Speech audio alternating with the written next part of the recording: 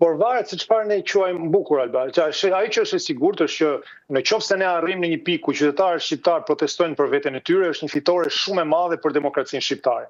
E kemi kërkuar shpesh dhe unë sot shoh në atë shesh njerëz nga bindja nga më të ndryshmet, nga backgrounde nga më të ndryshmet, dhe fakti që janë mbledhur të gjithë bashkë përballë regjimit është diçka shumë pozitive për vendin dhe në këtë drejtim protesta ka arritur atë që unë e quaj fitoren e parë, që është fitoria simbolike.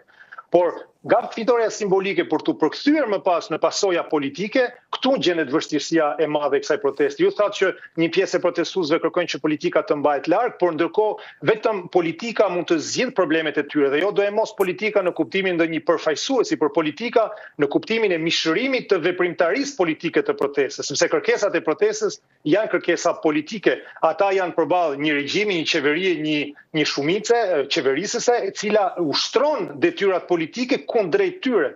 Dhe ne sa herë që kërkojmë që të largojmë pra politikën, në fakt të tregon një lloj kompleksimi, besoj, në përgjithësi të shoqërisë shqiptare ndaj fjalës politike, edhe një lloj fitorie të propagandës e cila thotë mos e ktheni gjërat politike, sepse në këtë mënyrë ajo armët që i përdor kundra teje, ajo t'i heq ty dhe ti nuk mund t'i përgjigjesh me të njëjtën monedhë. Zgjidhja është politike, largimi i një qeverie është një pasojë politike e ushtrimit të trysnisë nga një masë qytetare, nga një masë e mjaftueshme qytetare.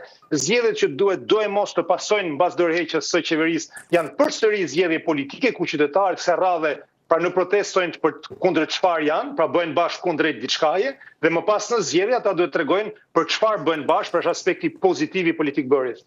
Thashe bukur e kisha fjalën se kur kemi parë protestat, jo vetëm të Partisë Demokratike, por çdo lloj reagimi ka patur dhe konfrontim efektive të blu në krye të tyre. Se këtë herë duket se qëndrojnë të distancuar kur flasim për kordonin që vendoset përpara kryeministrisë, por edhe gjithë kordonin policor që e ndjek turmën dhe që mundohet të jetë korrekte. Në këtë sens e kisha, më themi, proteste bukur.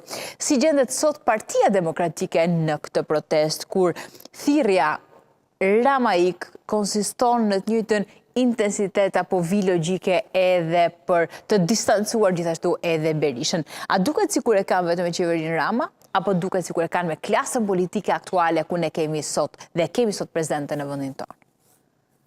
Unë jam ftuar në disa media, kam pas fatin dhe ju falenderoj dhe juve për ftesën, por çdo media që kam shkuar ka pas një qasje ndryshe. Një media do më thoshte haptazi protestuesit janë kundër Ramës të iki Rama, një tjetër më thoshte shifeni ajo është kundër opozitës, është kundër sistemit, ju mi thoni të dyja. Pra, jo, unë do të citoj protestuesit Rama Burg, Berisha Burg. Një pjesë të protestuesve. Se shumë konkrete, janë dy mbiemrat e dy eksponenteve më të rëndësishëm politikës këtyre 30 viteve.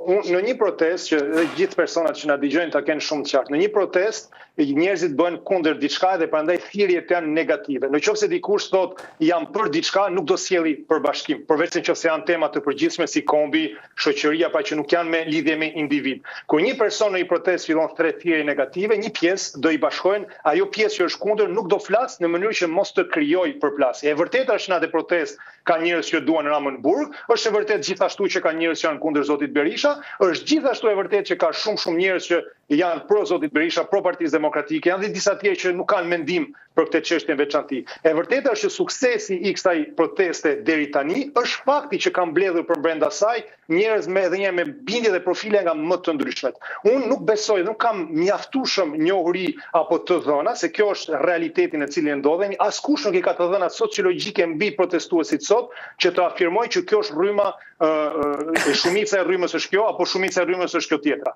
Ajo që është e sigurt, ju e thatë, kemi një kërkesë kundër sistemit, por gjithë secili e shef fjalën sistem siç e mendon vetë.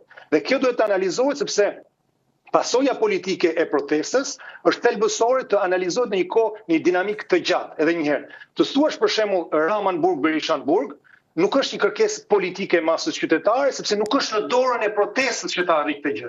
Edhe këtu kalojmë pak ke analiza, ju thash fitoria simbolike është arritur, protesta është e bukur në kuptimin e arritjes simbolike të saj, por nuk mund të përkthehet në pasoja politike, nëse vetë kërkesat e protestës nuk i ka në dorë protesta. Protesta në një demokraci, por edhe në një autokraci, sepse protesta është një mjet i cili përdoret pak a shumë njësoj në funksion të regjimeve, protesta mbetet një mjet, nuk është një qëllim në vetvete. Dhe mjeti i protestës është që të krijojë një trysni të mjaftueshme mbi ata që ushtrojnë pushtetin, që ata të jenë të detyruar të ndryshojnë. Dhe fjala ky që tu është tërësni dhe detyrim. Në qoftë se qeveria nuk e ndjen të detyruar ndryshimin, nuk të e bëj këtë ndryshim. Sa do i bukur që është protesta në momentin që ne po flasim, zoti Rama ka qeverin, 83 mandate që ka bashkit. Dhe tërësni mbi te detyruese, ndryshuese nuk ka. Sot ti je larg Shqipërisë dhe pa problem. Dhe me angazhim dhe me vëmendje të shtuar ndaj situatës politike dhe vetë realitetit në Shqipëri. Apo e bën kjo protestë atë që duhet të kishte bërë opozita?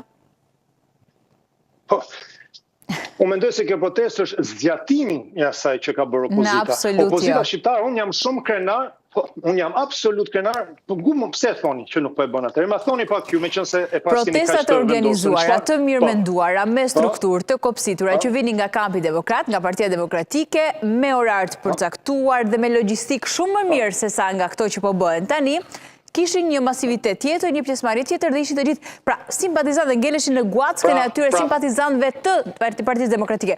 Këtu po shohim një target grup që nuk e kemi parë të protestoj, të reagoj dhe në mos më keq të drejtohet kutive të votimit për të votuar. Ne kemi të rinjt.